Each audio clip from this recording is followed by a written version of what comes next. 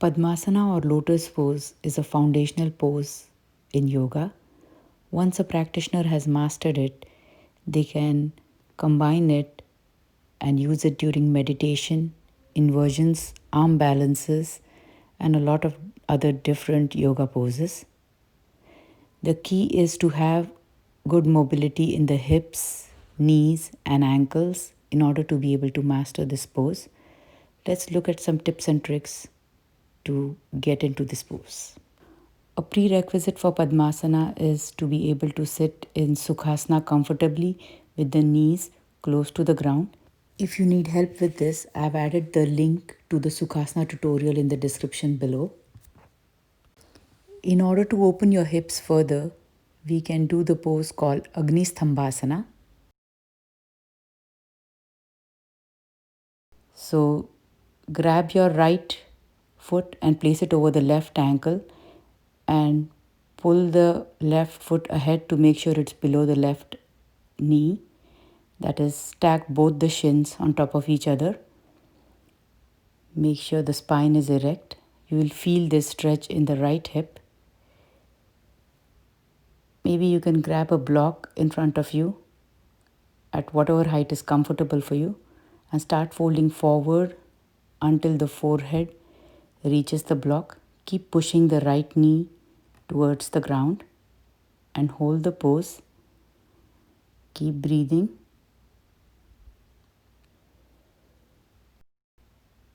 And you can release. And make sure you do the other side and keep pushing the left knee towards the ground and hold the pose with even breathing. Next, we need to work on reducing the gap between the calves and the back of the thighs. For that, we will practice Virasana. Let's get a block and sit on the block with both the hip bones on the block, both the feet pointing backwards. This will make sure that there is no pressure on the ankles. As you get comfortable in this pose, you will be able to reduce the height of the prop. Maybe you can use a blanket fold and reduce the fold gradually until eventually you may be able to sit on the floor with your hips on the floor, both the feet by the sides, feet pointing backwards. This pose helps reduce the gap between the back of the thighs and the calves right behind the knees, which is important for Padmasana. For the next pose, grab a folded blanket, place it against the wall, come close to the wall and lie down on the blanket with both the hip bones on the blanket. Both the legs are extended out, upwards. Both the legs are touching the wall. Now let's do Konasana. So spread your legs out such that both the legs are at about a 45-degree angle with the mat. Now bend the right knee and get your right foot close to your left inner thigh. Make sure the sole of the foot is pointing towards the head and hold the pose. Now repeat the same pose on the left side. Stretch both the legs up straight. And this time, grab the right foot with the left hand holding the toes and the right hand behind the heels and rotate the knee so that the ankle is pointing up towards the head and push the knee towards the wall and hold the pose. The heel is in the hip crease. Now extend the leg out and repeat the pose with the other foot and release. Now bend your right knee and get the right heel in the hip crease. Push your right knee towards the wall. Grab your left foot and get the left heel close to the hip crease. Push both the knees towards the wall. Both the soles of the feet are pointing up towards the head, and hold the pose. Now to release, grab the left foot with both the hands and gently release it, and then the right foot, release it.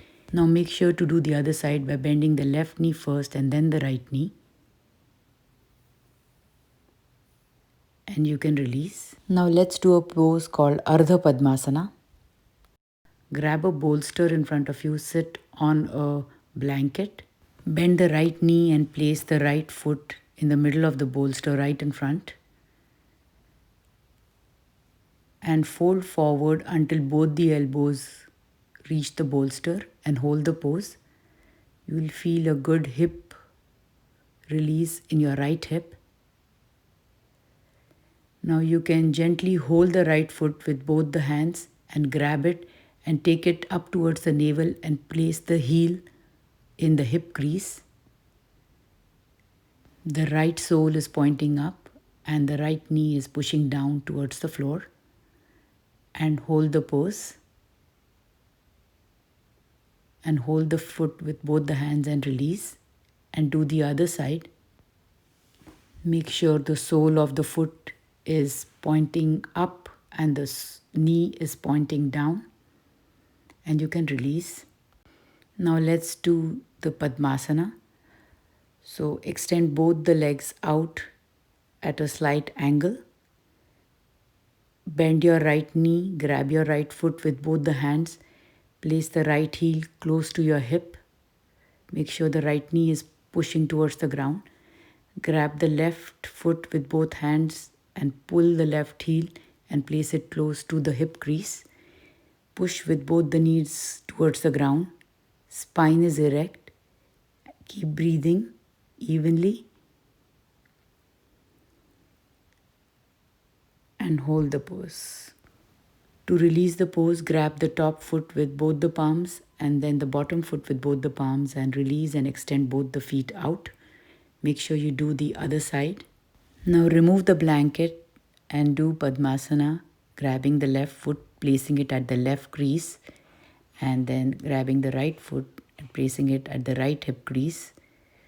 In order to ensure that this is a tight cross, what we can do is come to a supine position while the feet are in lotus pose.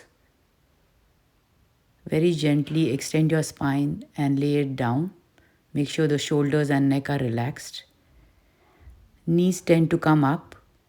Push the knees further down towards the mat. If the feet don't come apart, that means it's a good, nice lotus pose. And pushing the knees towards the ground helps deepen Padmasana. And you can gently push the ground with both the palms and come up. Thank you for watching.